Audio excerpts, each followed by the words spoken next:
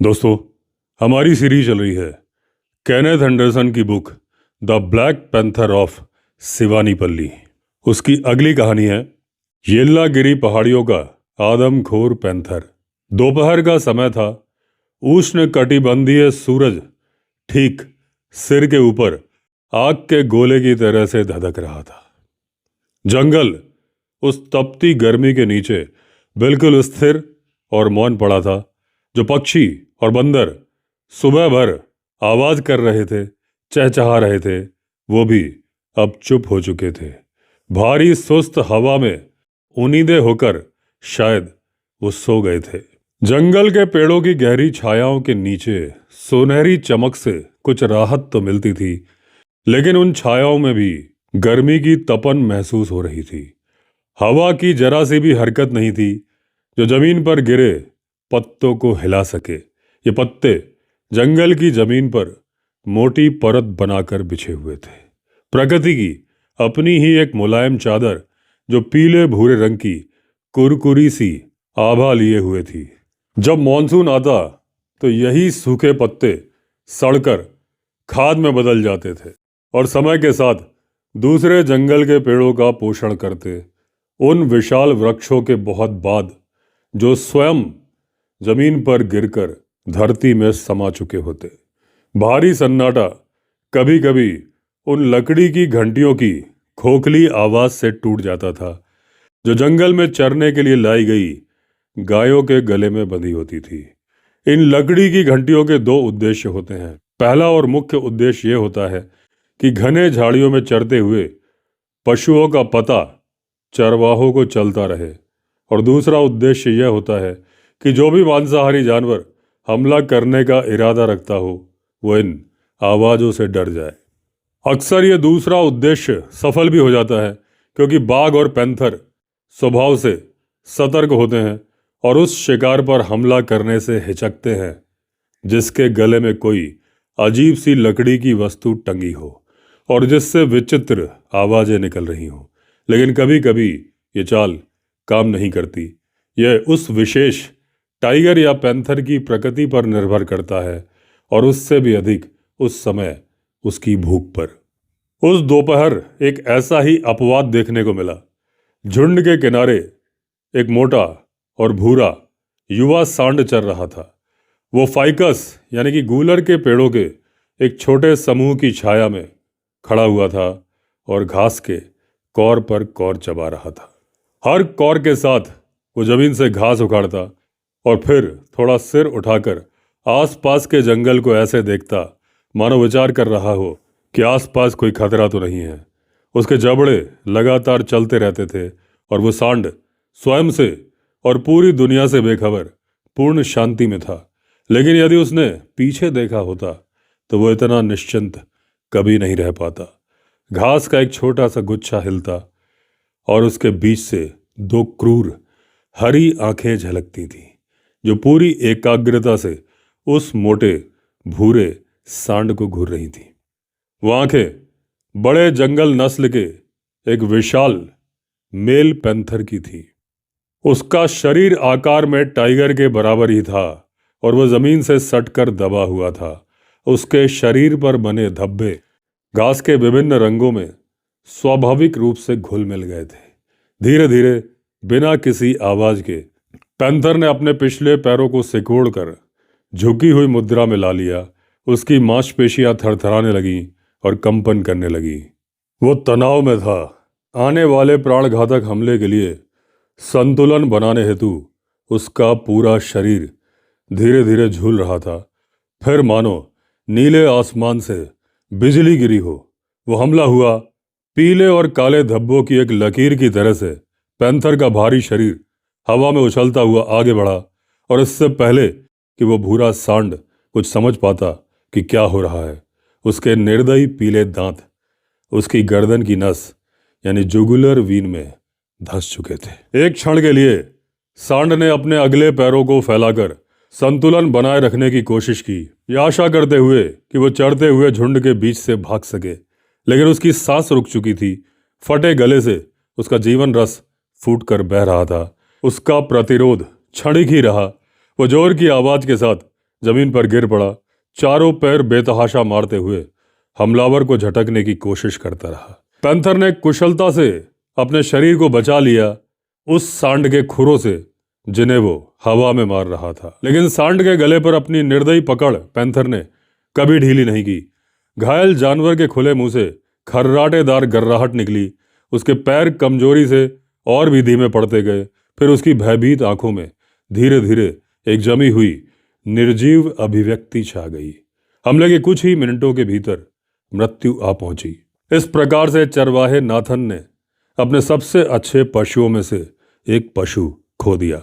मरते हुए सांड की आवाज से घबराया हुआ बाकी झुंड सुरक्षा के लिए जंगल के भीतर दौड़ पड़ा और अंततः उस फॉरेस्ट लाइन तक पहुंचा जो कुछ मील दूर तक गांव की ओर जाती थी। लेकिन यह नाथन की अकेली क्षति नहीं थी। अगले 3 महीनों में उसने अपने 4 और मवेशी खो दिए, जबकि उसी गांव में रहने वाले 2 अन्य चरवाहों ने भी अपने अपने 2 पशु गंवाए।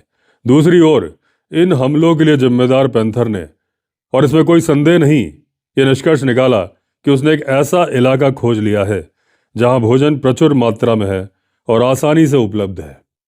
इसलिए उसने जंगल में सामान्य शिकार की कठिन प्रक्रिया से गुजरने के बजाय यहीं पास में रहकर जीवन बिताने का निर्णय लिया, क्योंकि सामान्य शिकार कहीं अधिक मेहनत का काम था। पालतू मवेशियों को मारना बड़ा ही आसान था। फिर मॉनसून आया और भारी बारिश के साथ चारों ओर घास उग गई। अब मवेशियों को जंगल के भीतर चराने ले जाने की कोई जरूरत नहीं थी। गांव के पास में ही घास उगने लगी और आसपास के कुछ खेतों में भी हरियाली फैल गई। इसलिए झुंडों को गांव के नजदीक ही रखा जाने लगा, जहां पर उन पर अधिक सावधानी से नजर रखी जा सकती थी। यह बदलाव पैंथर को कैसे रास आ सकता था? अब परिस्थितियों ने और भूख ने उसे और अधिक साहसी बना दिया, क्योंकि अब उसे नए चारागाहों में जाना था और झुंडों का पीछा भी करना था।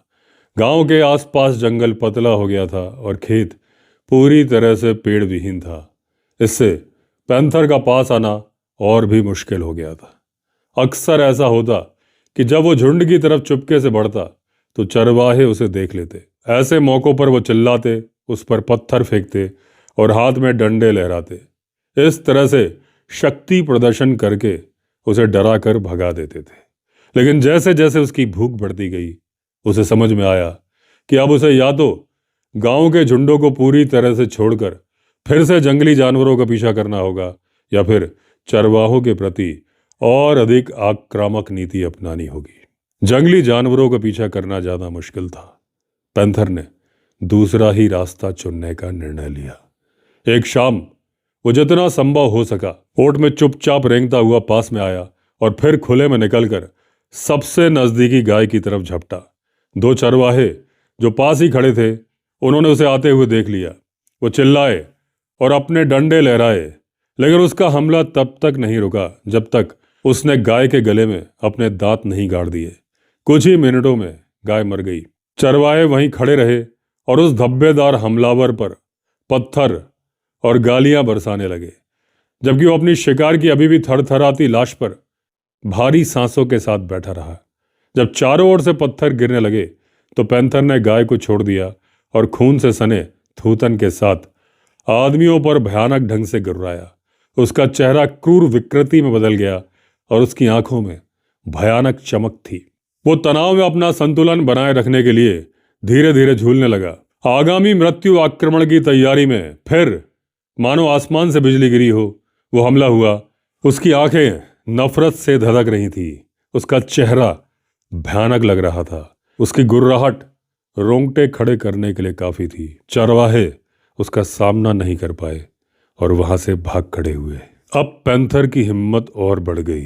हालात इस स्तर तक पहुंच चुके थे कि गांव वालों ने स्थानीय फॉरेस्टर से मदद की गुहार लगाई, नहीं तो उन्हें किसी और माध्यम से सहायता लेनी पड़ती।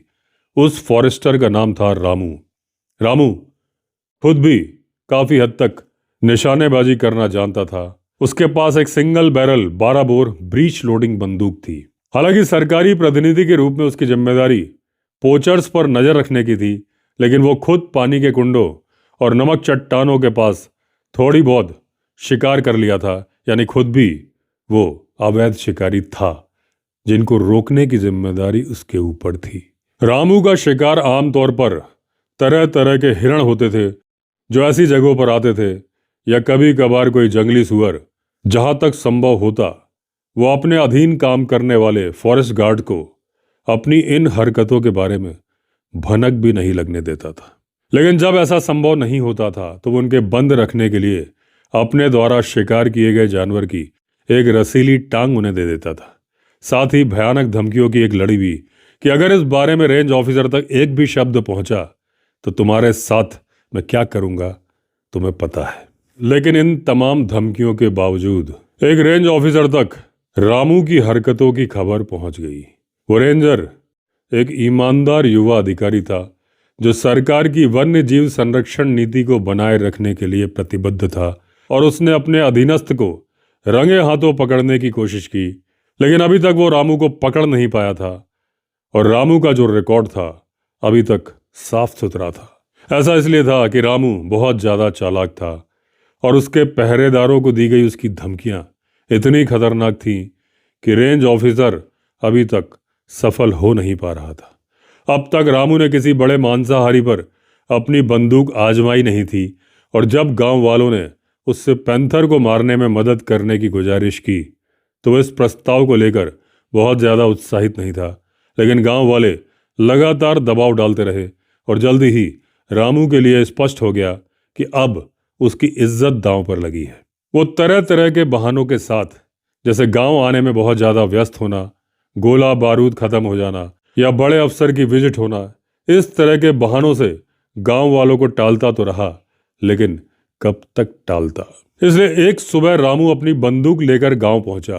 वो गांव वालों का उद्धार करना चाहता था, और उसका स्वागत भी कुछ कुछ वैसे ही मसीहा की तरह किया गया, और उसने तुरंत ही इसका पूरा फायदा उठाया। गांव वालों द्वारा तरह तरह के पकवान बनाए गए और भर पेट भोजन किया रामू ने। इसके बाद कॉफी से भरा हुआ एक लोटा भोजन को गले उतारने में मदद करने के लिए उसने पिया। फिर संतोष भरी डकार ली और घोषणा की कि जिस काम के लिए वो आया है उसे शुरू करने से पहले वो 1 घंटे की झपकी लेना चाहता है। 1 घंटा बोल के 2 घंटे के बाद रामू जागा। तब तक दोपहर बीत चुकी थी। फिर उसने मुखिया से मांग की कि चारे के रूप में एक बकरी दी जाए। ये व्यवस्था भी कर दी गई। रामू 5 या 6 गांव वालों के साथ जंगल की तरफ निकल पड़ा। उस क्षेत्र का प्रभारी फॉरेस्टर होने के कारण वो इलाके से भली भांति परिचित था, और पहले ही अपने मन में उस पेड़ का चयन कर चुका था जिस पर वो अपना मचान बनाना चाहता था।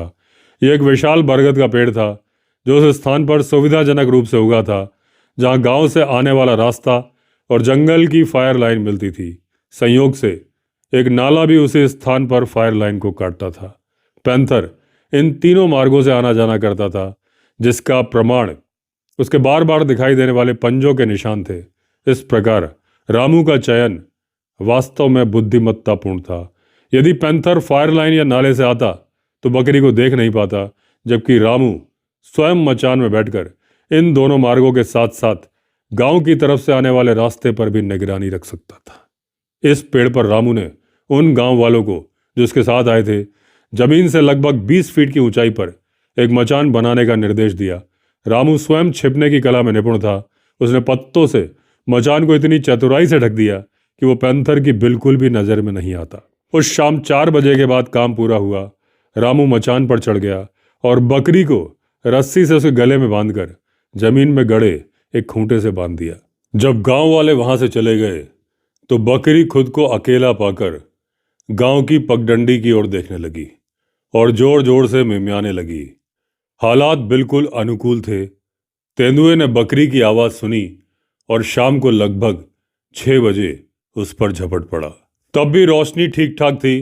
रामू ने अपनी बंदूक में एलजी कारतूस भरा हुआ था और उसने उसी समय तेंदुए पर गोली चला दी। जब तेंदुआ बकरी को गले से दबोचे हुए था, जोर की खांसी जैसी आवाज हुई और तेंदुआ पलटी खाकर झाड़ियों में भाग गया। बकरी पहले ही गला दबने और गहरे जख्म के कारण मर रही थी। ऊपर से एक छर्रा उसके कान से होते हुए दिमाग में चला गया और वो वहीं पर मर गई। रामू कुछ देर रुका, फिर बरगद के पेड़ से नीचे उतरा, जल्दी जल्दी गांव लौट गया। उसने लोगों को बताया कि उसे पूरा यकीन है कि उसकी गोली तेंदुए को लग गई है और अगली सुबह वो लोग उसे मरा हुआ पाएंगे। सुबह होते ही बहुत से लोग इकट्ठा हुए और रामू के साथ बरगद के पेड़ के पास गए। वहां उन्होंने देखा कि रात में लकड़बग्गे ने बकरी को पूरी तरह से खा लिया था। रामू ने वो दिशा बताई जिस तरफ वो तेंदुआ कूदा था और सब लोग पास पास चलते हुए तलाश करने लगे। थोड़ी ही देर में झाड़ियों और लेंटाना के पत्तों पर खून के निशान मिले, जिससे साबित हुआ कि सचमुच तेंदुए को गोली लगी थी, लेकिन तेंदुआ कहीं दिखाई नहीं दिया। लोग 1 मील से ज्यादा निशान का पीछा करते रहे, पर आखिरकार निशान खत्म हो गए और इसके बाद 2 महीनों तक ना तो मवेशियों पर और ना ही बकरियों पर कोई नया हमला हुआ। सभी लोग, यहाँ तक कि रामू भी, ये मानने लगा कि तेंदुआ किसी घने जंगल में जाकर मर गया होगा। फिर एक शाम करीब 16 साल का एक लड़का उसी जंगल वाले रास्ते से गांव लौट रहा था। वो अकेला था। मोड़ पर पहुंचते ही उसने देखा कि करीब 20 गज की दूरी पर एक तेंदुआ पिछले पैरों पर बैठा सीधे उसकी तरफ देख रहा है। लड़का वहीं ठिठक गया, ये सोचकर कि तेंदुआ अब भाग जाएगा। एक साधारण पैंथर जैसा व्यवहार करने के बजाय इस पैंथर ने वैसा कुछ नहीं किया। उसने अपनी जगह बदलकर झुकी हुई मुद्रा अपनाई और भयानक ढंग से गुर्राने लगा। लड़का मुड़ा और जिस रास्ते से आया था उसी ओर भागने लगा और पैंथर उसके पीछे दौड़ पड़ा। सौभाग्य से जहां पैंथर ने उसे पकड़ा वहां जंगल की फायर लाइन पर सड़ा हुआ लकड़ी का एक टुकड़ा पड़ा था। जैसे ही पैंथर ने उसकी पीठ पर छलांग लगाई और गर्दन के पास कंधे में दांत गड़ा दिए, लड़का उसके भार से जमीन पर गिर पड़ा और गिरते हुए उसकी नजर उस सड़ी हुई लकड़ी पर पड़ गई। भय और हताशा ने उसके हाथों में ताकत और उसके दिमाग में असाधारण फुर्ती भर दी। लकड़ी को पकड़कर उसने करवट बदली और उसका सिरा पैंथर के मुंह में घुसेड़ दिया। इससे पैंथर ने अपनी पकड़ ढीली कर दी, लेकिन इससे पहले कि वह पूरी तरह से छूटता, वो लड़के की बाहों और जांघों को अपने पंजों से बुरी तरह से खरोच चुका था। जैसे ही लड़का उछलकर खड़ा हुआ, उसने फिर से पैंथर पर वार किया। अपने शिकार की इस अप्रत्याशित जवाबी कार्रवाई से पैंथर का साहस टूट गया और वह झाड़ियों में कूदकर भाग गया। फिर लड़के की जान तो बच गई। लकड़ी अभी भी उसके हाथ में थी।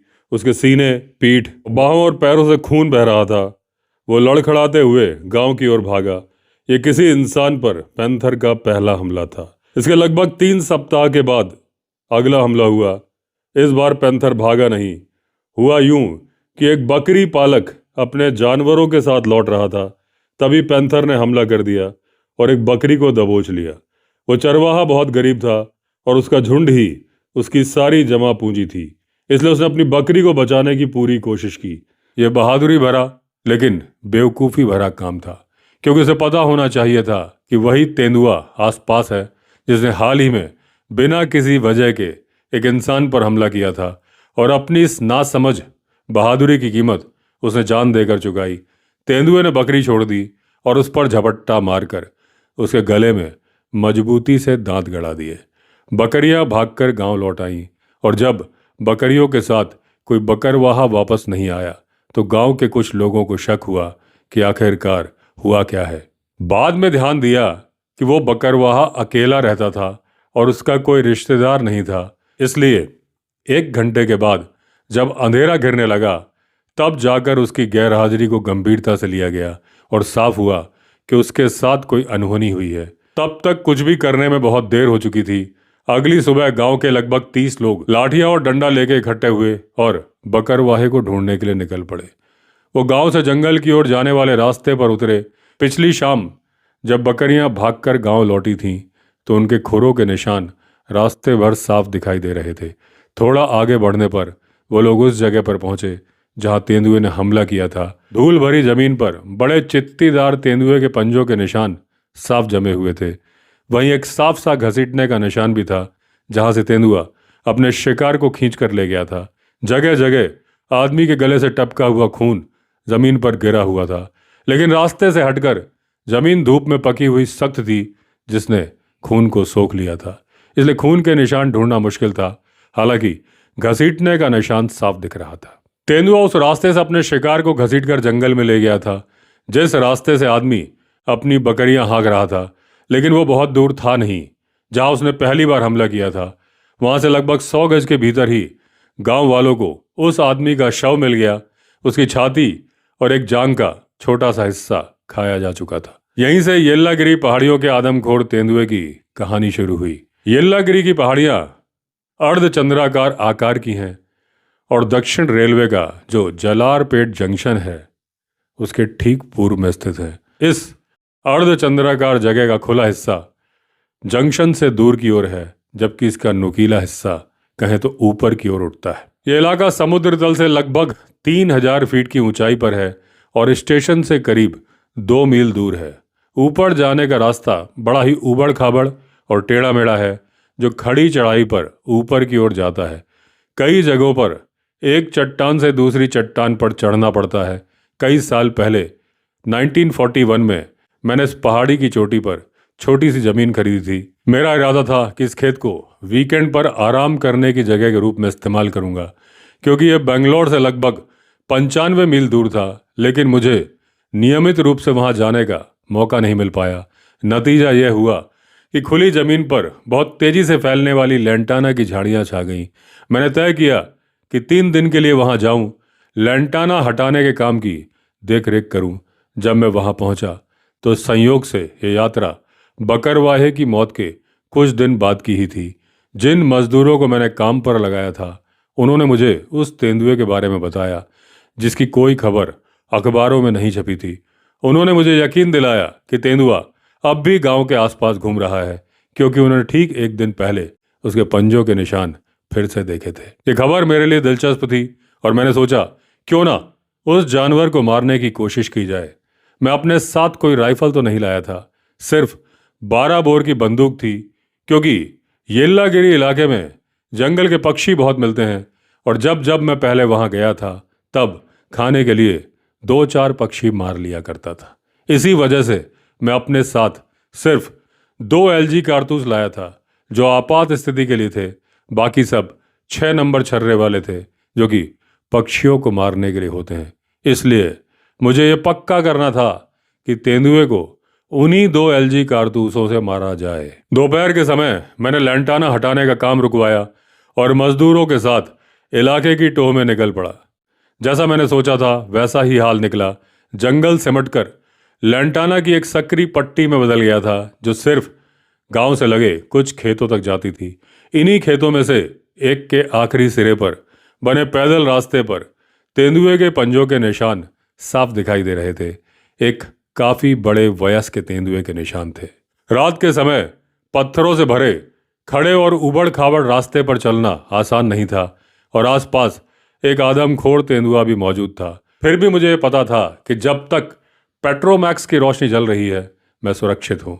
मेरी .405 राइफल, पीठ पर बंधा सामान का थैला और बाएं हाथ में पकड़ी पेट्रोमैक्स की लालटेन, ये सब मिलकर उस खड़ी चढ़ाई पर मेरे लिए एक भारी और असहज बोझ बन गए थे। पहाड़ी की चोटी तक पहुंचते पहुंचते मैं पसीने से तरबतर हो चुका था।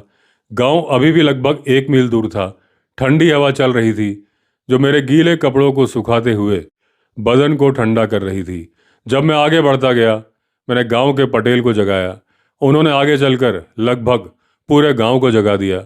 देखते ही देखते पेट्रोमैक्स की रोशनी में करीब 100 सांवले चेहरे और चमकते सफ़ेद दांत मेरे चारों तरफ दिखाई देने लगे। पटेल ने मुझे खाना पेश किया जिसे मैंने विनम्रता से मना कर दिया, लेकिन मैंने गर्म चाय मांगी। थोड़ी ही देर में चाय आ गई। पटेल के पीतल के बड़े बर्तन से चाय पीते हुए मैंने उनसे वो पूरी कहानी सुनी। असल में बताने लायक ज़्यादा कुछ था ही नहीं। मेरी पिछली यात्रा के बाद से लोग दिन में, खासकर जंगल के पास, बहुत सावधानी से आते जाते थे। रात में वो घरों से बाहर निकलते नहीं थे, लेकिन जैसे जैसे हफ्ते बीतते गए और तेंदुए के कोई नए निशान मिले नहीं, वैसे वैसे लोगों की सतर्कता ढीली पड़ती गई। डाकिया हर सुबह जल्दी पहाड़ी चढ़ता था। वो लगभग सुबह 6 बजे जलारपेट स्टेशन के पास बने छोटे से डाकघर से निकलता था। रात के समय बेंगलोर, मद्रास और कालीकट से आने वाली सारी मेलें, ट्रेनें गुजर चुकी होती थी। येल्लागिरी के लिए आने वाला डाक का सामान बहुत कम होता था। पहाड़ी पर रहने वालों के लिए आई चिट्ठियां अलग अलग थैलों में डालकर जलारपेट स्टेशन पर उतार दी जाती थी।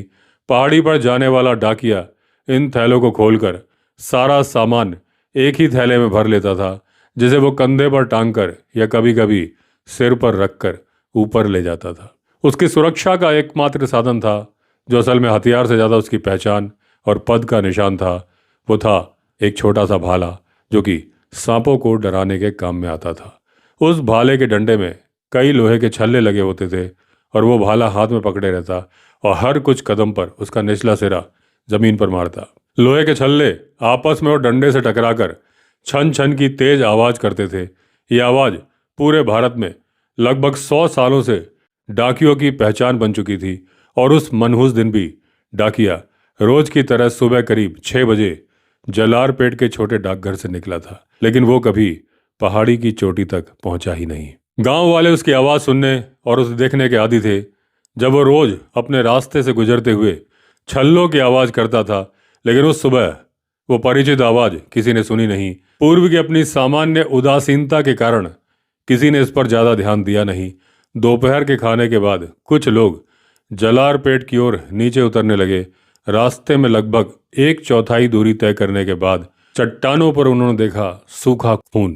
खून की जो रंगत थी वो जंग सी लग रही थी, जो कि एक निशान सा बना रही थी। वो हैरान होकर देखने ही लगे थे। उनमें से एक की तेज नजर पड़ी उस भाले पर, जो कि पड़ा हुआ था पास की झाड़ियों के पास में, और ये भाला था उस डाकिये की पहचान।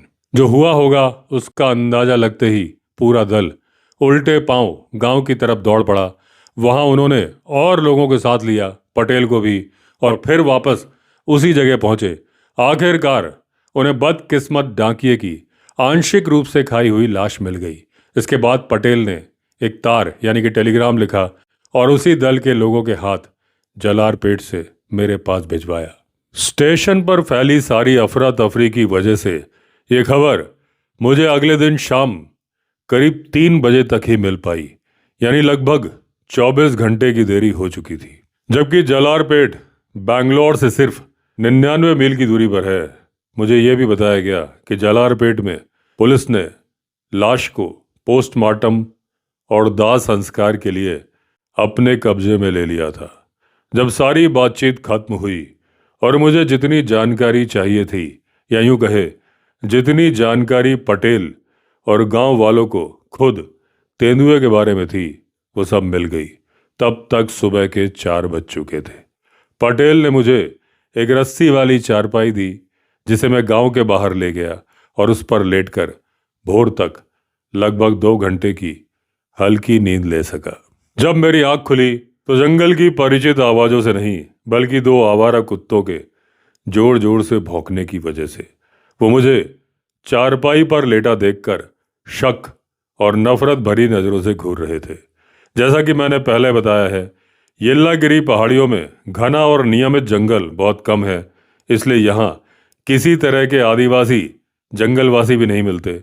मुझे यह समझ में आ गया कि तेंदुए का पता लगाने के लिए मुझे गांव वालों और खुद अपनी सूझबूझ पर ही निर्भर रहना होगा। उस सुबह मैंने जो सवाल पूछा था उनमें से एक ये भी था कि तेंदुआ कहाँ पर छिपा हो सकता है। इसका कोई पक्का जवाब तो नहीं मिला, लेकिन 2-4 चरवाहों ने बताया कि पिछले कुछ हफ्तों में उन्होंने 3-4 बार दोपहर के समय एक तेंदुए को एक पहाड़ी चट्टान पर धूप सेंकते हुए देखा था। उस पहाड़ी का नाम पेरिया मलाई है, जिसका अंग्रेजी में मतलब होता है बड़ी पहाड़ी या फिर बिग हिल।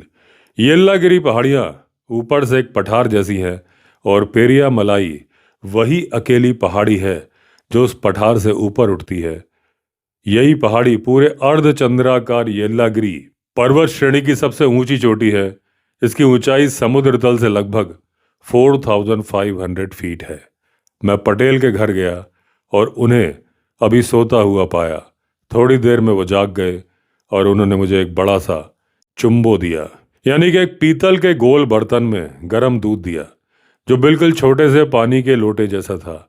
दूध पीने के बाद मैंने पटेल से कहा कि उन चरवाहों को बुलाएं जिन्होंने पेरिया मलाई पहाड़ी पर तेंदुए को देखा था, और उनसे कहें कि वो मुझे उस पहाड़ी तक ले चले और ठीक ठीक वो चट्टान दिखाएं जहां तेंदुआ अक्सर बैठता था। इन दोनों लोगों को मेरे साथ चलने के लिए राजी करने में काफ़ी समय लगा। वे साफ तौर पर जाना चाहते नहीं थे और ये साफ दिख रहा था कि वो बहुत ज़्यादा डरे हुए हैं। लेकिन पटेल ने उन्हें समझाने के अपने तरीके अपनाए, जिनमें यह चेतावनी भी शामिल थी कि मना करने पर उन्हें सजा मिल सकती है। आखिरकार वो मेरे साथ चलने को राजी हो गए। पेरिया मलाई गांव से लगभग 3 मील पूर्व की ओर है और जलारपेट से आने वाले रास्ते की ठीक उल्टी दिशा में पड़ती है, जो पश्चिम की ओर चढ़ता है। कुल मिलाकर इस पहाड़ी और उस जगह के बीच जहां बदकिस्मत डाकिया मारा गया था करीब 5 मील की दूरी थी। इसके अलावा बीच की लगभग सारी जमीन खेती के काम में इस्तेमाल हो रही थी। पेरिया मलाई पर मौजूद जंगल येल्लागिरी पहाड़ियों की ढलानों पर उत्तर की ओर फैले अर्धचंद्राकार हिस्से की तरफ नीचे उतरता चला गया था। ये बात मुझे अच्छी नहीं लगी, क्योंकि मुझे लगा कि हो सकता है चरवाहों ने किसी दूसरे तेंदुए को देखा हो, ना कि उसी को जिसने डाकिये को मारा था। जब हम पेरिया मलाई के नीचे पहुंचे तो मेरे दोनों साथी ऊपर लगभग 300 फीट की ऊंचाई पर निकली हुई एक चट्टान की ओर इशारा करके बोले कि यही वो जगह है जहां उन्होंने कई दोपहरों में तेंदुए को धूप सेकते हुए देखा था। पहाड़ी के नीचे से लेकर उस चट्टान के ठीक नीचे तक घनी लैंटाना की झाड़ियां फैली हुई थीं और पेरिया मलाई के लगभग आधे हिस्से तक यही हालत थी। उसके ऊपर जाकर नियमित जंगल शुरू होता था। मैं साफ देख सकता था कि जैसे दक्षिण भारत के कई छोटे जंगलों में हो रहा है, वैसे ही यहाँ लैंटाना की झाड़ियां धीरे धीरे असली जंगल पर कब्जा करती जा रही थी। पुराने पेड़ भी दब रहे थे। येल्लागिरी पहाड़ियों की तरह ही पेरिया मलाई भी पत्थरों और बड़ी बड़ी चट्टानों से बनी एक पहाड़ी थी। इन चट्टानों के बीच उसे ढूंढना बेकार की कोशिश होती, क्योंकि वो इलाका पूरी तरह से घुसपैठ से बाहर था। इसलिए मैंने पहाड़ी की तलहटी में उगे एक पेड़ के नीचे एक जगह तय की और आदमियों से कहा कि हम गांव वापस जाकर एक चारा यानी कि बेट लाएंगे और उसे उसी जगह बांध देंगे जो मैंने चुनी है। हम गांव वापस गए और पटेल ने मेरे लिए एक गधा जुटा दिया। इस काम के लिए बकरी किसी काम की नहीं थी, क्योंकि मेरा इरादा वहां बैठकर पहरा देने का नहीं था। अगर बकरी मारी जाती तो तेंदुआ उसे एक बार में ही पूरा खा जाता और अगली रात लौटने के लिए उसके पास कोई वजह नहीं रहती। जबकि गधा इतना बड़ा था कि पहली बार का खाना खाने के बाद जो बचता उसके लिए तेंदुआ दोबारा आ सकता था। हाँ, इसमें एक नुकसान यह था कि बकरी अपनी मिमियाहट से तेंदुए को जल्दी और आसानी से आकर्षित कर लेती, जबकि गधा आमतौर पर चुप रहता है। लेकिन मुझे भरोसा था कि अगर तेंदुआ पहाड़ी पर कहीं भी रहता होगा तो ऊंचाई पर होने की वजह से वो नीचे की जमीन पर बंधे गधे को देख लेगा। इसलिए मैंने मजबूत रस्सी उधार ली और ग्वालों को हिदायत दी कि गधे को उसी जगह पर ले जाकर बांधें जो मैंने पहले बता दी थी। ये सब हो जाने के बाद पटेल खुद और साथ में 3-4 गांव वाले मेरे साथ उस जगह तक आए जहां डाकिये को मार डाला गया था। ये जगह गांव से करीब 1.5 मील की दूरी पर थी, ठीक वहीं पर जहां जलारपेट की पगडंडी लैंटाना की झाड़ी और पथरीली चट्टानों के बीच से गुजरती है। मैं स्वाभाविक रूप से पिछली रात लालटेन लेकर पहाड़ी चढ़ते समय उस जगह से गुजरा था, लेकिन लालटेन की रोशनी में मुझे खून दिखाई नहीं दिया।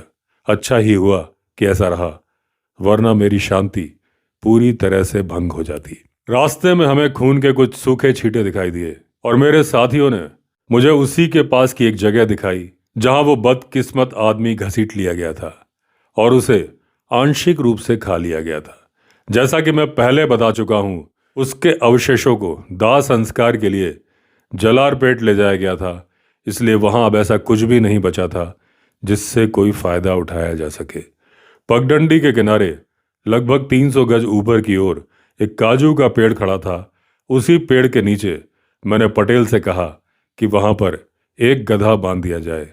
इसके बाद हम वापस गांव लौट आए और मैंने सुझाव दिया कि एक तीसरा गधा उस जगह बांधा जाए जहां झाड़ीदार जंगल गांव के सबसे ज्यादा पास आता हो। पटेल ने फिर से अपने प्रभाव का इस्तेमाल किया। 2 और गधे जुटाए और अलग अलग लोगों को भेजकर उन्हें उन्हीं जगहों पर बंधवा दिया जैसा कि मैंने निर्देश दिया था। जब तक ये काम पूरा हुआ तब तक दोपहर के 1 बज चुके थे। तब मुझे ये समझ में आ गया कि अब मेरे पास करने के लिए कुछ भी नहीं है, बस इंतजार ही करना है। मैं सिर्फ यही उम्मीद कर सकता था कि अगर तेंदुआ उस रात उधर आया तो वो तीनों में से किसी एक गधे को मार देगा, क्योंकि अब तक उसने बहुत कम इंसानों को मारा था। इससे साफ था कि वो ज़्यादातर दूसरे जानवरों का ही शिकार कर रहा था। पटेल ने मेरे सामने गर्मा गर्म खाना परोसा, चावल, दाल, करी और उसके खेत में उगे बैंगन और प्याज की सब्जी। उसमें लाल मिर्च इतनी ज़्यादा डाली गई थी कि खाना बेहद तीखा हो गया था। मुझे मानना पड़ेगा कि मुझे वो खाना बहुत अच्छा लगा, भले ही मिर्च की वजह से मेरे चेहरे से पसीना धाराओं में बह रहा था। ये देखकर मेरा मेज़बान खुश भी हुआ, परेशान भी हुआ और मुझसे माफ़ी मांगने लगा। लेकिन मैंने उसे ये कहकर रोक दिया कि मुझे ऐसा खाना सच में पसंद है। इसके बाद खूब सारी कॉफ़ी पी गई और जब आखिरकार मैं उठा तो मैं खुद को पूरी तरह से संतुष्ट महसूस कर रहा था। समय काटने के लिए मैं अपने छोटे से खेत पर चला गया और शाम तक वहीं इधर उधर टहलता रहा। आपको यह जानकर दिलचस्पी हो सकती है कि मेरा यह खेत सिर्फ 1.5 एकड़ का है, लेकिन फिर भी काफ़ी सधा हुआ और व्यवस्थित है। वहाँ एक मार्किंग नट का पेड़ भी है जिसके फल से काला रंग निकलता है, और ये काला रंग एक तरह का फ्लूइड होता है जो इस पेड़ से निकलता है, जिससे पहचान लगाने वाली स्याही मार्किंग इंक बनती है। इसका इस्तेमाल आमतौर पर धोबी और कपड़े धोने वाले लोग करते हैं ताकि वो कपड़ों के कोनों पर मालिक के नाम के शुरुआती अक्षर लिख सके। एक बार कपड़े पर यह स्याही लग जाए तो वो धुलकर भी नहीं जाती। यहाँ 3 जैक के पेड़ भी हैं जो कलमी किस्म के हैं और जिन पर 2 से 12 पाउंड तक वजन वाले फल लगते हैं, कभी कभी इससे भी ज़्यादा। इसके अलावा कुछ अमरूद के पेड़ हैं, कुछ आड़ू के पेड़ हैं और 1-2 सब्जी की छोटी बगिया भी हैं। यहाँ 2 पुराने मकान हैं जिन्हें स्थानीय भाषा में कोट्टाई कहा जाता है। ये कच्ची दीवारों वाले घर हैं जिनकी छतें जंगल की घास और चोलम अनाज के डंठलों से बनी हुई हैं। इनके सामने एक छोटा सा गुलाब और क्रोटन का बगीचा है। उस समय मेरे पास लगभग 3 दर्जन मुर्गियाँ थी, जिनमें लेघॉर्न, रोड्स और ब्लैक माइनार्का नस्ल की मुर्गियाँ शामिल थीं और कुछ बतखें भी थीं। पीने का पानी मुझे एक छोटे से कुएं से मिलता था जिसमें मैंने कुछ मछलियाँ डाली थी। ये मछलियाँ खास तौर पर बैंगलोर से लाया था ताकि पानी साफ बना रहे। घर के सामने एक छोटी सी धारा बहती है जो मेरी जमीन की एक सीमा बनाती है, जबकि बाकी 3 तरफ बांस के पेड़ लगे हैं। जगह भले ही छोटी है लेकिन बहुत सुकून देने वाली है और बैंगलोर से आने वाले किसी शांत रविवार के लिए एक आदर्श ठिकाना है। जमीन का लगभग आधा हिस्सा निचला है और उसी धारा के किनारे किनारे फैला हुआ है जिसका जिक्र मैं कर चुका हूँ। मैंने उस धारा से थोड़ा पानी मोड़कर पेगू चावल नाम की काली किस्म का चावल उगाया था जो मूल रूप से बर्मा से लाया गया था। मेरी जानकारी में दक्षिण भारत में ये उन गिनी चुनी जगहों में से एक थी जहां ये काला बर्मी चावल सफलतापूर्वक उगा था। मुझे पता था कि इसे कई जगह बोया गया था, लेकिन किसी न किसी वजह से इसकी खेती असफल रही थी। इस खेत से जुड़ी एक दिलचस्प बात यह भी थी कि 2 कोट्टाइयों में से एक के बारे में कहा जाता था कि वहाँ उस एंग्लो इंडियन महिला के भाई की आत्मा भटकती है जिससे मैंने ये ज़मीन 1941 में खरीदी थी। ये ज़मीन मैंने पूरे सामान सहित ताले, बर्तन, मुर्गियाँ वगैरह सिर्फ 500 रुपये में खरीदी थी, जो उस समय लगभग 35 पाउंड इंग्लिश मुद्रा के बराबर थे। कहा जाता है कि उस व्यक्ति की मौत एक रहस्यमय बीमारी से हुई थी, जिसके बारे में मुझे बताया गया था कि यह बीमारी उसे अचानक हुई थी। उसे बाएं हाथ और सीने में तेज दर्द के दौरे पड़ते थे। शायद यह एंजाइना पेक्टोरिस की बीमारी थी। वो उस छोटे से खेत से बहुत जुड़ा हुआ था और कहा जाता है कि उसने बंजर जमीन खरीदने के बाद वहाँ 25 साल से ज़्यादा समय बिताया। बाद में क्योंकि उसका अपना कोई परिवार नहीं था, उसने वो ज़मीन अपनी बहन के नाम कर दी। लेकिन कहानी के अनुसार उसकी मौत के बाद गांव से गुजरने वाले लोग अक्सर उसे शाम ढलते समय उसकी कोट्टाई कच्चे घर के सामने खड़ा देखते थे। इसके बाद ये कहने की जरूरत नहीं है कि गांव वालों ने उस जगह पर जाना ही छोड़ दिया था। उसकी बहन ने मुझे इस कथित भूत प्रेत वाली बात के बारे में कुछ भी नहीं बताया जब तक कि मैंने खेत खरीद नहीं लिया और जब तक मैंने सब रजिस्ट्रार के सामने रजिस्ट्री की पूरी रकम अदा नहीं कर दी। शायद उसे डर था कि भूत की बात सुनकर मैं सौदा ही ना छोड़ दूं।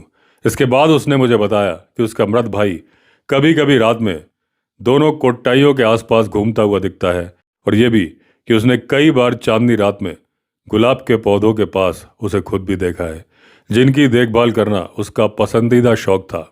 उसने जल्दी जल्दी ये भी जोड़ दिया कि वो आत्मा बिल्कुल हानि रहित है, ना तो कोई आवाज करती है ना कोई डरावनी हरकत, और अगर कोई पास जाए तो बस गायब हो जाती है। मैं यह बताना तो भूल ही गया था कि उन कोट्टाइयों के साथ कुछ पुराना फर्नीचर भी मुझे मिला था।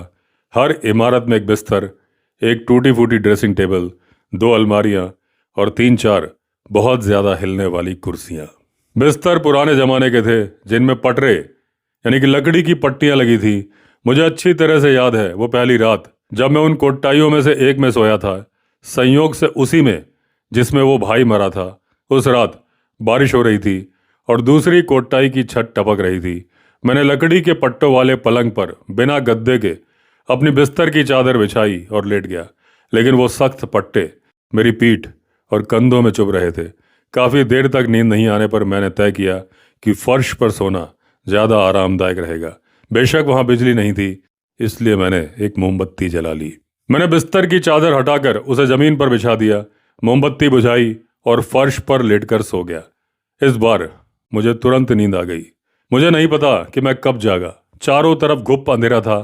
तभी कोई भारी ठंडी और चिपचिपी चीज हिली और मेरे गले पर आकर टिक गई। ऐसा लगा जैसे 2 बर्फीली गीली उंगलियां मेरी गर्दन के दोनों ओर फैल गई हों।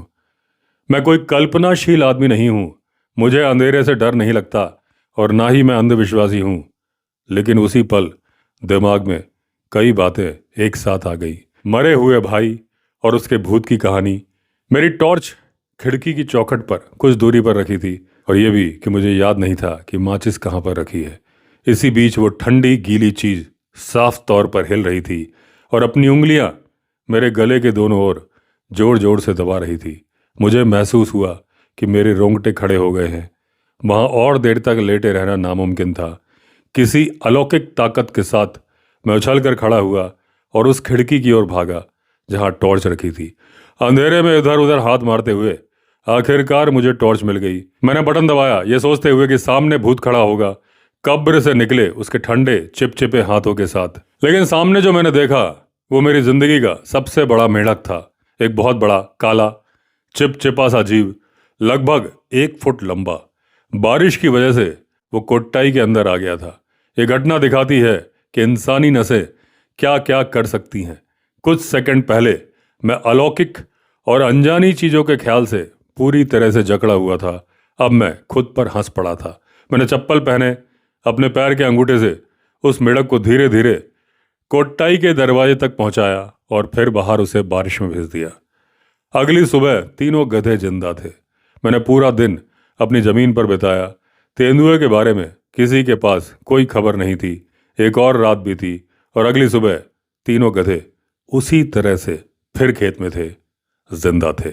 इस बार थोड़ी सी खबर जरूर मिली। डाकिया की मौत के बाद अब डाक पहाड़ी पर एक आदमी की जगह 3 लोग लेकर जाने लगे थे। इनमें नया रिलीफ डाकिया था जो मारे गए बेचारे की जगह आया था और उसके साथ 2 चौकीदार यानी कि पहरेदार, जिन्हें जबरदस्ती सुरक्षा के लिए उसके साथ लगाया गया था।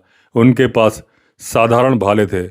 इसके अलावा वो दफ्तरी निशानी वाला भाला भी था जो पहले मरे हुए डाकिये के पास रहता था और अब अपने आप उस उत्तराधिकारी को मिल गया था। ये खबर सुनते ही पटेल ने गांव वालों को दौड़ाकर मेरे पास भेजा। मैं अपनी राइफल लेकर उसके साथ गांव लौटा। वहां दोनों चौकीदार मेरे साथ चलने को तैयार हो गए ताकि वो चट्टान मुझे दिखा सके। हमने 2 मील से थोड़ा ज़्यादा का सफ़र अच्छी रफ्तार से तय किया, लेकिन वहां हमें खाली चट्टान का एक किनारा मिला। तेंदुआ, चाहे वो आदमखोर हो या नहीं, वहां से जा चुका था। उस इलाके में तलाश करना बेकार था क्योंकि बहुत ज़्यादा गर्मी थी, जगह बेहद पथरीली थी और बड़ी बड़ी चट्टानों के ढेरों के बीच उसे ढूंढना नामुमकिन था। फिर भी यह खबर हौसला देने वाली थी, क्योंकि इससे साफ था कि तेंदुआ अभी आसपास ही है। गांव और अपने छोटे से खेत पर लौटने से पहले मैंने काजू के पेड़ के नीचे बंधे चारे को फिर से देखा और मन ही मन उस डाल को चुन लिया जिस पर जरूरत पड़ने पर मैं अपना मचान बांधूंगा। उस रात किस्मत ने साथ दिया। हालांकि काजू के पेड़ के नीचे बंधे गधे के लिए ये रात बुरी साबित हुई। तेंदुए ने उसे मार डाला और अंधेरे में उसका लगभग आधा शरीर खा गया। अगली सुबह बहुत तड़के ये बात उन आदमियों को पता चली जिन्हें मैंने बारी बारी से तीनों चारे देखने, उन्हें चारा पानी देने के लिए बुलाया था। वो लौट कर मेरे पास आए और मुझे एक खबर दी। गधे के बचे हुए हिस्सों को गिद्धों से बचाने के लिए मैंने उन्हें टहनियों से ढक दिया। इसके बाद मैंने जल्दी से दोपहर का खाना खाया और अपना ओवरकोट, टॉर्च और चाय की थर्मस और कुछ बिस्किट लेकर गांव की तरफ चल पड़ा। गांव में मुझे पटेल से एक चारपाई आसानी से मिल गई, जहां 4 मददगार लोग उसे उठाकर काजू के पेड़ तक ले गए, जहां उसे रस्सियों से बांधकर ऊपर लटका दिया गया। मैं खुद मौजूद रहा और छोटी छोटी डालियों और पत्तों से चारपाई को कुछ इस तरह से छिपवाया कि वो हर दिशा से, यहां तक कि नीचे से भी बिल्कुल दिखाई ना दे। मुझे पता था कि आदमखोर जानवर से निपटते समय ये काम बेहद सावधानी से करना जरूरी है।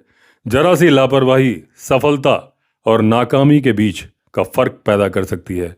अगर कोई पत्ता उल्टा पड़ गया हो और उसके नीचे वाली सतह दिखने लगे, या चारपाई का कोई भी हिस्सा किसी कोण से नजर आ जाए, या पेड़ के नीचे टहनियों या सूखे पत्तों का ढेर दिख जाए, इनमें से कोई भी बात आदमखोर को शक में डालने के लिए काफी होती है।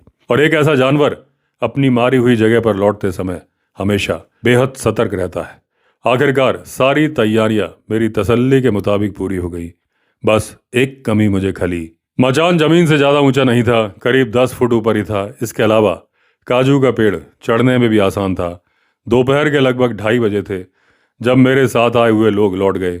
मैंने उन्हें कह दिया था कि अगर रात में मैं गांव वापस ना आऊं तो सुबह होते ही वो लोग लौट आए, और मैं मचान पर बैठ गया। खुद को जितना हो सके उतना आरामदेह बना लिया। वो बेहद तपती हुई दोपहर थी। चारों ओर बिखरी चट्टानें गर्मी को और ज्यादा लौटा रही थी। पेड़ खुद भी दोपहर की तेज धूप से बहुत कम बचाव दे पा रहा था। धूप मुझ पर सीधी पड़ रही थी। सच कहूं तो मुझे राहत मिली जब शाम होने लगी और सूरज पश्चिम में मैसूर के पठार की ओर ढलने लगा।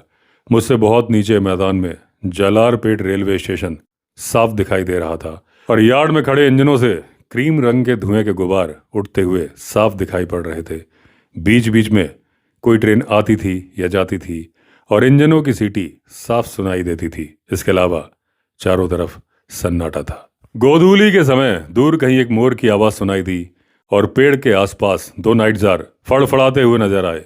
इनके सिवा किसी और जानवर या पक्षी की कोई आहट नहीं थी। फिर धीरे धीरे रात की परछाइयां उतरने लगीं।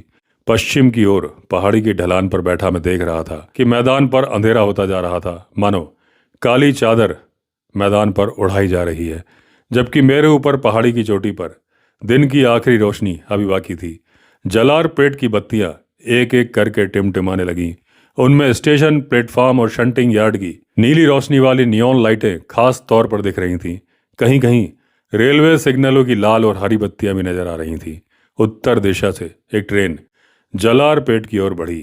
इंजन की तेज हेडलाइट उसके आगे रोशनी की एक लकीर काटती हुई चली आ रही थी। फिर ट्रेन चढ़ाई पर पहुंची और इंजन बोझ के नीचे हाँफने लगा। उसकी फुंकारों में मुझे जैसे शब्द सुनाई देने लगे, अगर वो कर सकती है तो मैं भी कर सकता हूँ, अगर वो कर सकती है तो मैं भी कर सकता हूँ। चढ़ते चढ़ते उसकी मेहनत भरी आवाज़ें मेरे मन में यही भाव जगा रही थी, और मैं उसके घिसे हुए बड़े बेरिंग्स की खड़खड़ाहट सुनता रहा। ये सारी आवाज़ें मुझे बहुत पास की लग रही थी, जबकि असल में वो कम से कम 5 मील दूर थी। 5 मील भी सीधी दूरी में। अब चारों ओर अंधेरा छा गया। वो बिना चांद की रात थी। भारी बादल आसमान में तेजी से भाग रहे थे, जिनमें से कुछ येल्लागिरी की पहाड़ियों की चोटियों से जाकर मिल रहे थे। कोई दोस्ताना तारे नहीं चमक रहे थे और अंधेरा और गहरा होता जा रहा था। अब मुझे अपनी सुनने की शक्ति पर ही भरोसा करना था। कीड़े मकोड़े भी गायब थे, यहाँ तक लकड़ी के झिंगुर की जानी पहचानी चिरचिराहट भी सुनाई नहीं दे रही थी। मैं चुपचाप बैठा रहा। मैं अभी भी चारपाई पर बैठा था। कभी कभी कोई मच्छर मेरे सिर के पास भिनभिनाता हुआ आता और चेहरे या हाथ के किसी हिस्से पर बैठ जाता। फिर उसकी सुई जैसी सूंड त्वचा में घुसते ही हल्की सी तीखी चुभन महसूस होती। मैं उंगलियां या हाथ थोड़ा सा हिला देता या निचला होंठ हल्का सा आगे निकालकर चुपचाप अपनी ही सांस चेहरे पर फूंक देता था। इससे मच्छर परेशान हो जाता, या तो उड़कर चला जाता या फिर एक और काटने की कोशिश में आसपास मंडराने लगता। जंगल में मचान पर छिपकर बैठने की मुझे आदत है, इसलिए समय का अंदाजा ही नहीं रहता। वैसे भी बार बार कला की घड़ी देखने का मतलब नहीं था, उससे कोई समय तेज तो होने वाला था नहीं। ऐसे मौक़ों पर आदमी के मन में तरह तरह के ख्याल आते रहते हैं, कुछ अच्छे, कुछ उलझाने वाले और कुछ पुरानी यादों से जुड़े। मुझे याद है उस शाम, ना जाने क्यों, मैं एक नई तरह की साइकिल के बनाने के बारे में सोचने लगा। ऐसी साइकिल जो कम मेहनत में तेज चले और लंबी दूरी तय कर सके। है ना अजीब, जब इंसान का दिमाग खाली बैठा हो तो वो क्या क्या सोचने लगता है। इन्हीं ख्यालों के बीच मेरी तंद्रा एक हल्की सी आह जैसी आवाज़ से टूट गई। मुझे तुरंत समझ में आ गया कि तेंदुआ आ चुका है और मरे हुए गधे के पास खड़ा है। जो दवा दवा सा स्वर मैंने सुना था वो उसकी छोड़ी हुई सांस की आवाज़ थी, और जब उसने थोड़ा सा मुंह खोला था मैंने सोचा कि इस समय टॉर्च जलाना और गोली चलाना जल्दबाजी होगी। बेहतर है कि उसे पहले अपने खाने में लगने दिया जाए। काश मैंने ऐसा ना सोचा होता, क्योंकि इसी वजह से मैंने एक ऐसा मौका खो दिया जिसमें शायद मैं सफल शॉट ले सकता था और एक और इंसान की जान बच सकती थी। मैं बेसब्री से उस आवाज़ का इंतजार करता रहा जब मांस फटे और हड्डियां चरमराएं, जिससे मुझे यकीन हो कि तेंदुआ गधे को खाने में जुट गया है। लेकिन इसके बजाय जो मैंने सुना वो कुछ और ही था। कुछ भी नहीं हुआ। पल बीतते चले गए और फिर मुझे बेचैनी होने लगी, जैसे कहीं कुछ गड़बड़ हो गई हो। अनुभव से मैं जानता हूं कि मांसाहारी जानवर जब चाहे कितनी खामोशी से हरकत कर सकते हैं, खासकर तेंदुआ जो ना सिर्फ बिना आवाज के आ जा सकता है बल्कि खुले दिन के उजाले में बिना दिखे निकल सकता है। ऐसी घनी अंधेरी रात में ये जानवर 1 गज दूर हो या 1 मील, कोई फर्क ही नहीं पड़ता। मैंने अपनी घड़ी की चमकती डायल पर नजर डाली। समय 9 बजे से 20 मिनट पहले का था। मैं बिना हिले डुले इंतजार करता रहा। 9 बजे का वक्त आया और निकल भी गया। तभी दाईं ओर चट्टानों के एक हिस्से से मुझे एक गहरी गुर्राहट सुनाई दी और कुछ ही सेकंड के बाद दूसरी। किसी तरह तेंदुए को मेरी मौजूदगी के बारे में मालूम चल गया था। वो मुझे सूंघ नहीं सकता था, क्योंकि तेंदुओं की सूंघने की शक्ति बहुत कम होती है, या फिर होती ही नहीं है। वो मुझे सुन भी नहीं सकता था, क्योंकि मैंने कोई आवाज़ नहीं की थी। इसलिए या तो उसने अनजाने में ऊपर देखा होगा और मचान को देख लिया होगा, या फिर किसी अंदरूनी एहसास ने उसे सतर्क कर दिया होगा। किसी भी हालत में अब उसे मालूम चल चुका था कि वहां पर एक इंसान मौजूद है। हो सकता है उसने पेड़ पर चढ़कर मुझे नीचे खींचने की कोशिश की हो, लेकिन उतनी ही संभावना यह भी थी कि उसकी आत्मरक्षा की प्रवृत्ति ने उसे चेतावनी दे दी हो कि यह इंसान उसके लिए खतरनाक है और उन लोगों जैसा नहीं है जिन्हें वो पहले मार चुका है। बेशक यह भी हो सकता था कि यह तेंदुआ आदमखोर ना हो, बल्कि उसकी मौजूदा हरकतों को देखते हुए ये बात कम ही सही लगती है। शुरू में उसकी गुर्राहट एक चेतावनी के तौर पर थी। जैसे जैसे वो बढ़ती गई ये साफ लगने लगा कि वो खुद का हौसला भी बढ़ा रहा है। संभव है कुछ देर बाद, काफी गुर्राने के बाद, वो अचानक गुस्से में आकर उस पेड़ पर झपट पड़े जिस पर मैं बैठा था और ऊपर चढ़ने की कोशिश करे। जैसा कि मैं पहले ही कह चुका हूं, तेंदुए अक्सर बंदरों के साथ ऐसा करते हैं। वो पहले जोर जोर से दहाड़ते हुए उन्हें डराते हैं और फिर पेड़ के तने की तरफ झपटते हैं। इसके बाद बंदर डर के मारे या तो नीचे गिर पड़ते हैं या छलांग लगा देते हैं। उसे उम्मीद थी कि जो शोर वो मचा रहा है वही डर मुझ पर भी पड़ेगा। थोड़ी ही देर में दहाड़ की आवाज और तेज और ऊंची होती गई।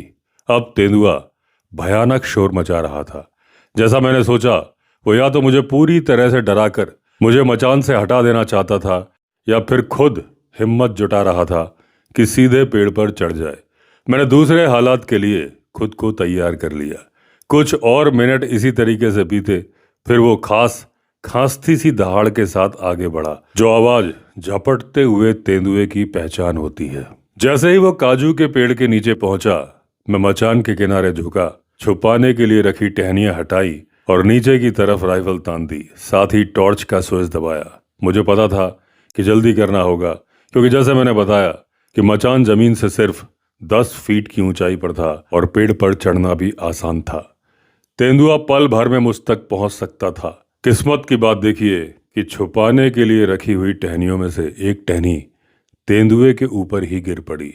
इससे उसका पेड़ पर चढ़ना देर से हुआ, शायद कुछ हद तक रुक भी गया, लेकिन उसी टहनी ने टॉर्च की रोशनी से उसे पूरी तरह से ढक भी दिया। नीचे देखते समय मुझे बस वो टहनी जोर जोर से हिलती दिखी और मैंने अंदाजा लगाया कि वही तेंदुए को ढके हुए है। उसी पल मैंने एक मूर्खता कर दी। उस टहनी के हटने का इंतजार करने के बजाय मैंने तुरंत उस जगह निशाना लगाया जहां मुझे लगा उसका शरीर होगा और ट्रिगर दबा दिया। गोली की आवाज के साथ ही किसी भारी चीज के गिरने की आवाज आई और तेंदुआ पीछे की ओर लुढ़कता हुआ जमीन पर जा गिरा। एक पल के लिए मुझे लगा कि वो मर गया है, लेकिन ये सोच सिर्फ एक सेकंड ही रही, क्योंकि जमीन छूते ही वो उस टहनी से जिसमें उलझ गया था छलांग लगाकर निकल गया और झाड़ियों में कूदते हुए उसके पीले शरीर की बस एक झलक मुझे दिखी। इतनी जल्दी राइफल को दोबारा भरने के लिए अंडर लीवर चलाने का मौका ही नहीं मिला। मैंने उस जगह टॉर्च की रोशनी डाली जहां वो गायब हुआ था, लेकिन ना तो वो दिखा, ना ही उसके आगे बढ़ने की कोई आवाज आई। चारों तरफ पूरी खामोशी छा गई। हो सकता है वो झाड़ियों में मरा पड़ा हो, या घायल होकर कहीं पड़ा हो, या फिर बहुत दूर निकल गया हो। कुछ भी पक्का नहीं कहा जा सकता था। मैं कुछ देर तक इधर उधर टॉर्च घुमाता रहा, फिर ये सोचकर अंधेरे में बैठ गया कि शायद किसी हरकत की आवाज़ सुनाई दे जाए, लेकिन कुछ भी नहीं हुआ। 1 घंटा और इंतजार करने के बाद मैंने तय किया कि उसी दिशा में झाड़ियों के अंदर एक गोली चलाऊं जहां वो गया था। अगर वो घायल होकर वहीं पड़ा होगा तो शायद कोई प्रतिक्रिया मिले, इसलिए टॉर्च जलाकर मैंने अंदाजे से उसी जगह पर राइफल दाग दी जहां वो गायब हुआ था। गोली की तेज आवाज पहाड़ी से टकराकर गूंज उठी, लेकिन तेंदुए की तरफ से कोई आवाज या हलचल नहीं हुई। उसी दौरान जालारपेट से एक मालगाड़ी चली और बैंगलोर की ओर जाने वाले घाट सेक्शन में मुलानूर की चढ़ाई चढ़ने लगी। पीछे लगा सहायक इंजन, जिसका काम चढ़ाई पूरी होने तक धक्का देना था, जोर शोर से काम करने लगा। उसकी फूंफा और धड़ धड़ की आवाजें आगे वाले इंजन की आवाज पर भारी पड़ गई, जिसके ड्राइवर ने शायद पीछे से मिल रही मदद की वजह से रफ्तार थोड़ी हल्की रखी थी। मैं रात 11:30 बजे तक इंतजार करता रहा। तभी आने वाली मद्रास कोचीन एक्सप्रेस के इंजन की तेज सीटी ने मुझे पेड़ से उतरकर अपनी कोट्टई यानी कि झोपड़ी या फिर मेरा ठिकाना लौट जाने का फैसला करने पर मजबूर कर दिया, ताकि आराम से रात की नींद ली जा सके। मुझे करते हुए काफ़ी सुरक्षित महसूस हो रहा था, क्योंकि अगर तेंदुआ घायल होकर आसपास ही होता तो मेरी आखिरी गोली की आवाज़ पर उसने जरूर कोई प्रतिक्रिया दी होती। या तो वो मर चुका था या बहुत दूर निकल गया था। अगर वो घात लगाकर कहीं बैठा भी होता तो आखिरी गोली की आवाज़ उसे भगा ही देती। मैं काजू के पेड़ से नीचे उतरा और टॉर्च की रोशनी में गांव की ओर लौटा। कोट्टई यानी कि मेरे ठिकाने पर जाने से पहले मैंने पटेल और उत्साहित गांव वालों को रात में जो कुछ हुआ था सब विस्तार से बता दिया। अगली सुबह जल्दी मैं फिर गांव पहुंचा। वहां कम से कम 20 लोग जमा हो गए और मदद की पेशकश की। मेरी सलाह और दिशा निर्देश पर उन्होंने आधा दर्जन गांव के कुत्ते भी इकट्ठे कर लिए। इस तरह संख्या में सुरक्षित और मजबूत होकर हम काजू के पेड़ और पिछली रात की घटना वाली जगह पर पहुंचे। गधे के अवशेष बिल्कुल भी छुए नहीं गए थे। पेड़ के ठीक नीचे जमीन में एक गड्ढा दिखा जहां मेरी गोली मिट्टी में धंस गई थी। कहीं भी खून की एक बूंद तक नहीं दिखी। हमने उन झाड़ियों को अच्छी तरीके से छाना जिनमें तेंदुआ गायब हुआ था और जहां मैंने दूसरी गोली चलाई थी। साथ ही आसपास की चट्टानों और झाड़ियों को भी काफ़ी दूर तक खोजा, लेकिन साफ हो गया कि मैं पूरी तरह से चूक गया था और रात की मेरी वो गोली वो किस्मत वाला वार नहीं बन पाई थी जिसकी कि मुझे उम्मीद थी। तेंदुआ पूरी तरह से निकल कर भाग गया था। खुद पर गुस्सा और झुंझलाहट लिए मैं लोगों के साथ गांव लौट आया।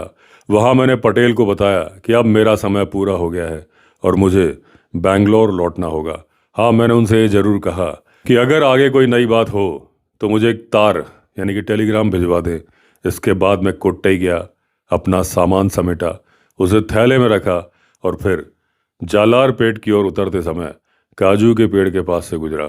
वहीं से मैंने मद्रास से आने वाली शाम की एक्सप्रेस पकड़ी, जो उसी रात मुझे 8:15 पर घर पहुंचा गई। येल्लागिरी के आदमखोर तेंदुए के साथ मेरी मुठभेड़ का पहला दौर यहीं खत्म हुआ। उम्मीद के उलट पटेल की तरफ से मुझे कोई और खबर नहीं मिली। जब 2 महीने बीत गए तो मैंने उन्हें एक चिट्ठी लिखी। कुछ ही दिनों में जवाब आ गया कि उस जानवर के बारे में आगे कोई सूचना नहीं है। इससे मुझे लगा कि शायद उसने इंसानों को खाने की आदत छोड़ दी होगी, या फिर येल्लागिरी से लगभग 15 मील दक्षिण में स्थित जावड़ी पहाड़ियों की ओर निकल गया होगा। दूसरी ओर अगर ऐसा हुआ होता तो जावड़ी पहाड़ियों में से किसी के मारे जाने की खबर मुझे अखबारी या सरकारी सूचना के जरिए जरूर मिल जाती। इसलिए मैं पहले वाले अनुमान की ओर झुका रहा और मुझे लगा कि तेंदुए ने इंसानों पर हमला करना छोड़ दिया है। हाँ, यह भी हो सकता है कि मेरी संयोगवश चलाई गई गोली निशाने पर लग गई हो और वो किसी सुनसान जगह में जाके मर गया हो। लेकिन ये बात ज्यादा टिकाऊ लगती नहीं थी। और 9 हफ्ते बीत गए, तब अगली खबर आई। पटेल का एक तार यानी कि टेलीग्राम जो जालारपेट रेलवे स्टेशन से भेजा गया था, उसमें लिखा था कि तेंदुआ फिर से दिखाई दिया है और उसने एक और इंसान को मार दिया है।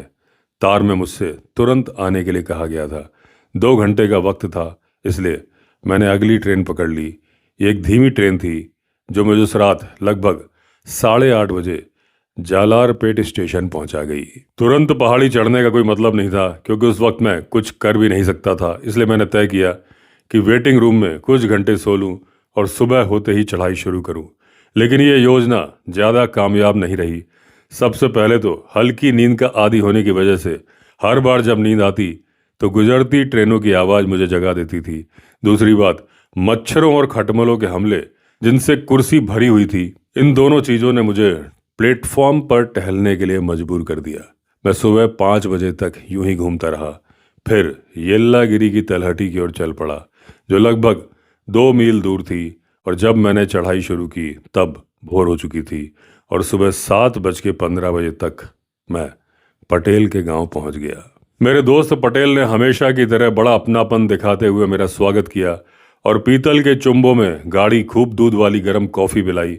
इसके बाद उसने बताया कि तेंदुए ने 3 दिन पहले एक जवान महिला पर हमला करके उसे मार डाला था। वो महिला पेरिया मलाई पहाड़ी की तलहटी के पास बहने वाले नाले से पानी भरने गई थी। उसने ये भी बताया कि जिस गांव की वो लड़की थी, वहां के लोग थोड़ी देर बाद पहुंच गए थे और अंतिम संस्कार के लिए उसका शव वापस ले गए थे। लगता है तेंदुए ने उस बदकिस्मत महिला को ज्यादा नहीं खाया था, शायद इसलिए कि उसे खोजते हुए आए लोगों के समूह ने उसे परेशान कर दिया था और उसे आराम से खाने का समय मिल नहीं पाया था। इस बार मैंने तय किया कि जिंदा चारे के तौर पर एक बकरी बांधकर उसके ऊपर मचान लगाकर बैठूं। येल्लागिरी में मेरा ठहरना 4 दिन से ज़्यादा हो नहीं सकता था, क्योंकि मेरे पास उतनी ही छुट्टी थी। इसलिए पटेल ने पास के उसी गांव से, जहां से पिछली बार बकरी लाई गई थी, एक बकरी लाने की पेशकश की। लेकिन उसने बताया कि इसमें काफ़ी पैसा लगेगा, करीब 20 रुपये, क्योंकि ना सिर्फ येल्लागिरी में बकरियां कम थीं, बल्कि लगभग 3 मील दूर उस गांव के मालिकों को मांग का पता चल गया था और उन्होंने दाम बढ़ा दिए थे। मैंने सहमति दे दी और पैसे दे दिए। जब तक बकरी लाई जाती, मैं अपने खेत की ओर चला गया, ये देखने के लिए कि वहाँ सब कुछ ठीक चल रहा है या नहीं। दोपहर में बेंगलोर से लाया हुआ ठंडा खाना खाने के बाद मैं फिर पटेल के गांव लौटा, लेकिन पता चला कि बकरी अभी तक नहीं पहुंची थी। दोपहर के 2 बजे वो आदमी लौटा जिसे बकरी लाने भेजा गया था। वो एक काली बकरी लेकर आया जो उम्र में कुछ ज़्यादा थी, इस मायने में कि अकेला छोड़ देने पर वो देर तक मिमियाती रहती, जिससे तेंदुए को आकर्षित करने में मदद मिलती। दूसरा कारण, जैसा कि मैंने पहले कहा था कि ये बकरी काली थी। काली या सफ़ेद बकरियां कई बार तेंदुओं को शक में डाल देती हैं। भूरे रंग का चारा, चाहे बकरी हो, कुत्ता हो या बैल, आम तौर पर इस्तेमाल के लिए वही सबसे अच्छे होते हैं जिनका रंग उन जंगली जानवरों से मिलता जुलता हो जो तेंदुए का प्राकृतिक भोजन होते हैं। लेकिन अब बकरी बदलने का समय नहीं था, इसलिए हालात में जो सबसे बेहतर हो सकता था उसी से काम चलाना पड़ा। पटेल और 4-5 आदमी मेरे साथ चले। वो कुल्हाड़ियाँ, रस्सियाँ और वही चारपाई साथ लाए थे जिसका कि मैंने पिछली बार इस्तेमाल किया था। 1 घंटे से भी कम समय में हम उस गांव पहुंच गए जहां की वो लड़की थी। वहां 2 और लोग हमारे साथ जुड़ गए जिन्होंने ठीक ठीक वही जगह दिखाने की पेशकश की जहां उस जवान महिला को मारा गया था। वो जगह गांव से लगभग 3/4 मील की दूरी पर थी। पश्चिम से पूर्व की ओर बहता एक छोटा सा नाला वहां था, जिसमें बस थोड़ा सा पानी बह रहा था। ये नाला पेरिया मलाई पहाड़ी की तलहटी से होकर शायद आधा मील दूर तक जाता था। नाला रेतीला था और उसके किनारे घनी झाड़ियां थी, मिले जुले लैंटाना और नुकीली वेटेबिट झाड़ियां। जहां लड़की पर हमला हुआ था वहां गांव वालों ने एक उथला गड्ढा खोदकर पानी जमा किया था, ताकि सूखे मौसम में अपने मवेशियों को पानी पिला सके, क्योंकि आगे नाले में पानी बहना बंद हो गया था। यही वजह थी कि वो लड़की एक दिन पहले पानी भरने आई थी और वहीं मारी गई थी।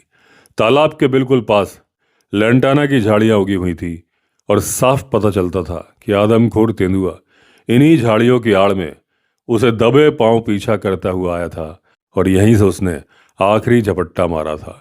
जैसी स्थिति थी उससे एक बार फिर साबित हो गया था कि ये तेंदुआ अपनी आदतों में बेहद अलग था। यहाँ तक कि आदमखोर के हिसाब से भी उसने बार बार दिन के उजालों में इंसानों पर हमला किया था।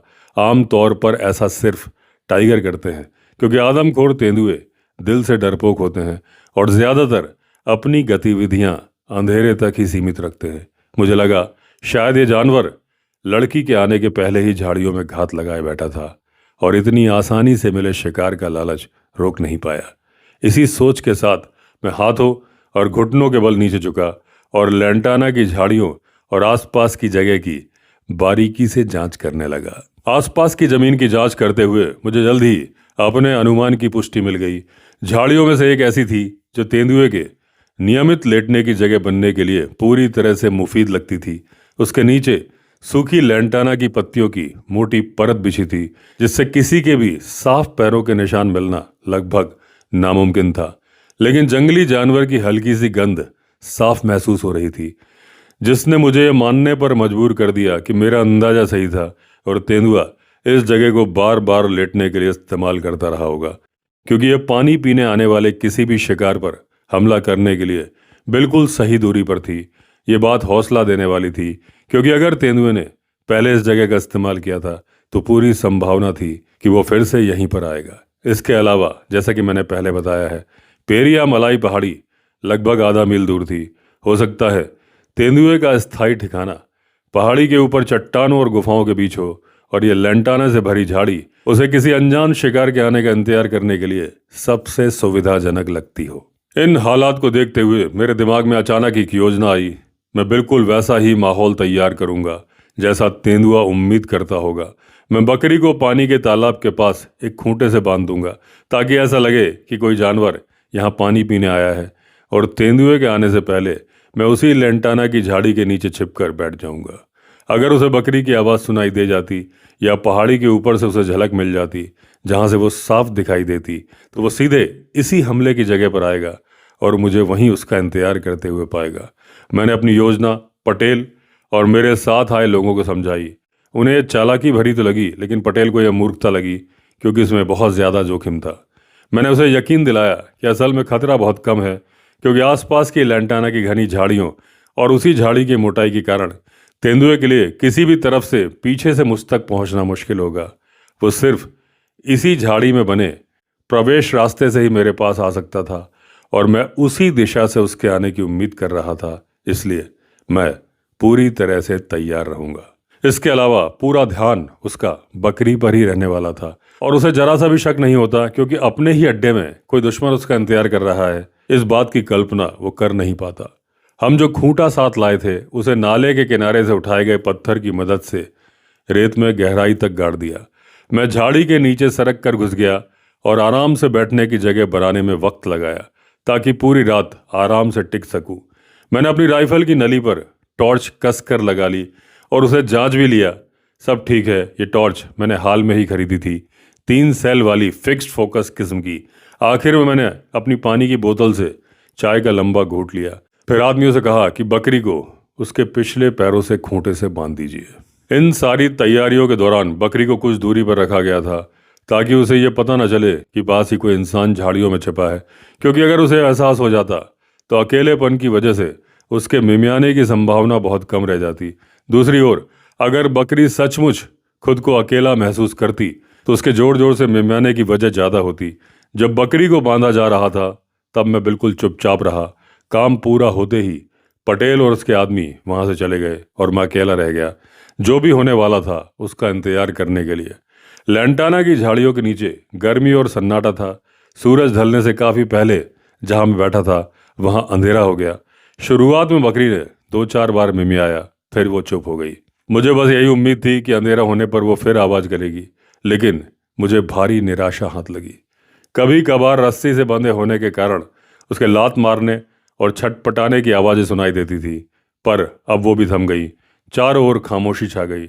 आखिरकार मुझे मानना पड़ा कि वो बदकिस्मत बकरी सो गई है। मेरी हालत ऐसी थी कि मुझे पूरी रात चौकन्ना और जागते रहना था।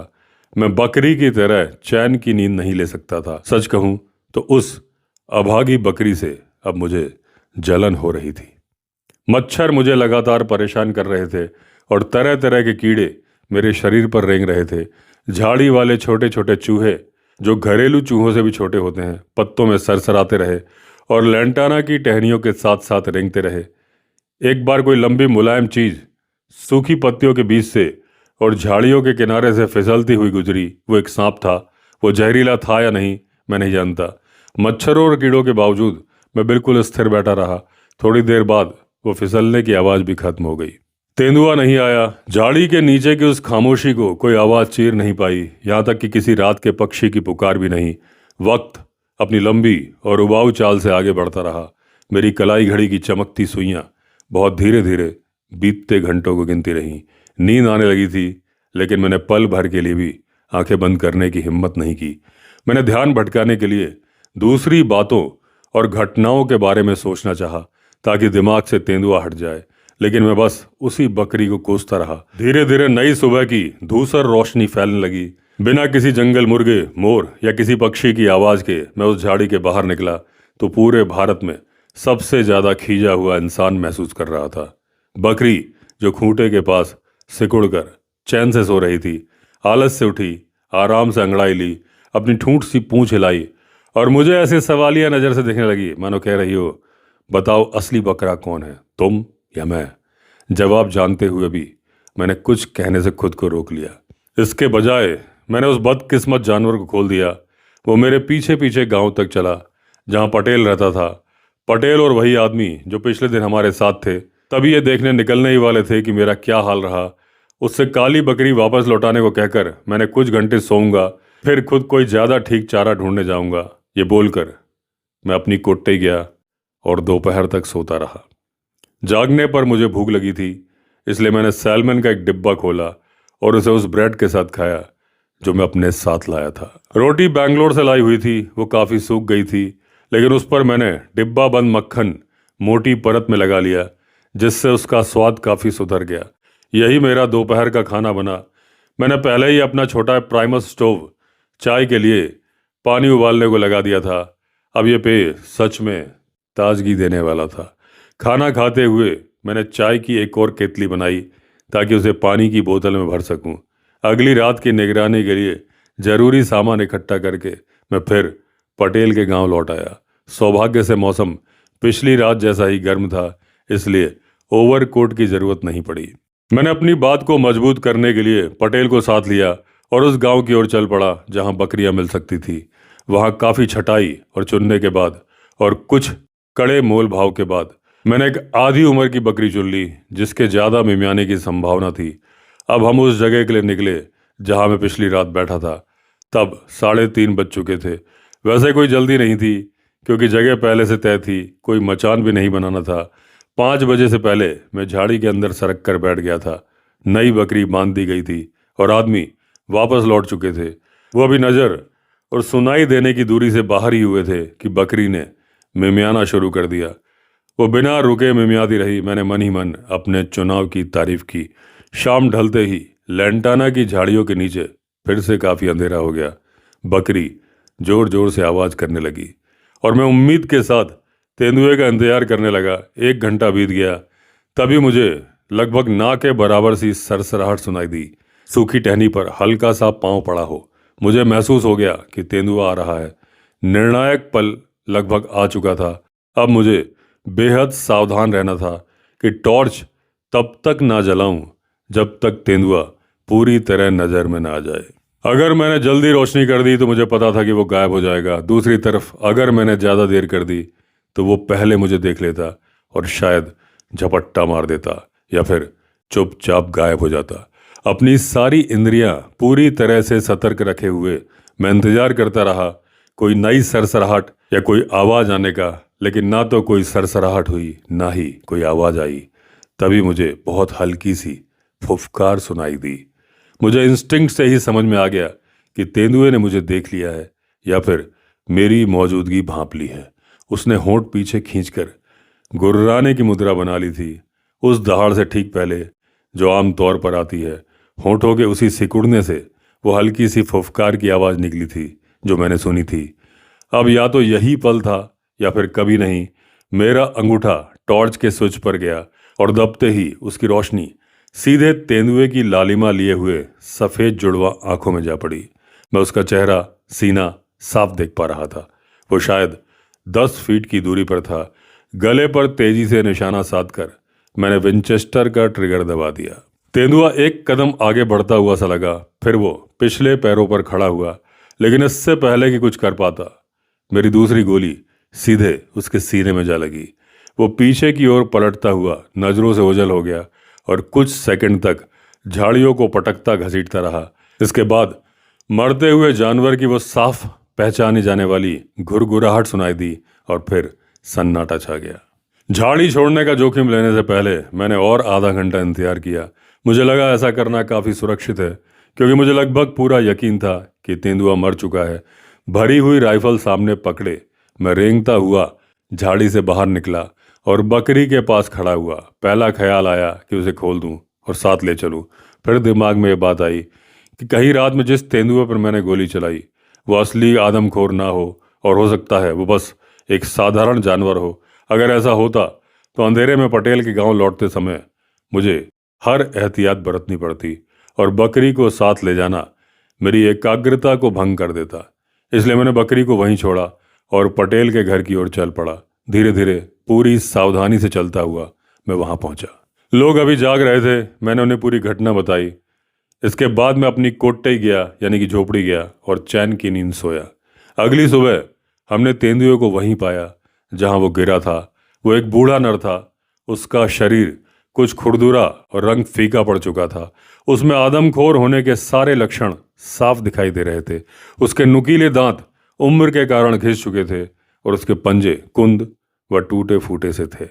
लेकिन यह तो आने वाला वक्त ही बताने वाला था कि क्या मैंने सच में असली गुनहगार को ढेर किया था या फिर नहीं। दोपहर तक मैं उसकी खाल के साथ पहाड़ी से नीचे उतर रहा था। उस घटना के बाद कई साल बीत चुके हैं, लेकिन ना तो येल्लागिरी पहाड़ियों में और ना ही जावड़ी पहाड़ियों में उसके बाद किसी इंसान की जान गई। इसलिए मुझे पूरा भरोसा है कि उस रात मैंने जिस तेंदुए को मारा था वो आदमखोर तेंदुआ ही था। दोस्तों, इसी के साथ खत्म हुई येल्लागिरी के आदमखोर तेंदुए की कहानी। हमारी नई कहानी में फिर मिलेंगे। अगर आपने चैनल सब्सक्राइब नहीं किया है तो चैनल सब्सक्राइब कर लीजिए। चलिए फिर मिलते हैं। तब तक के लिए all the best. Vande Mataram.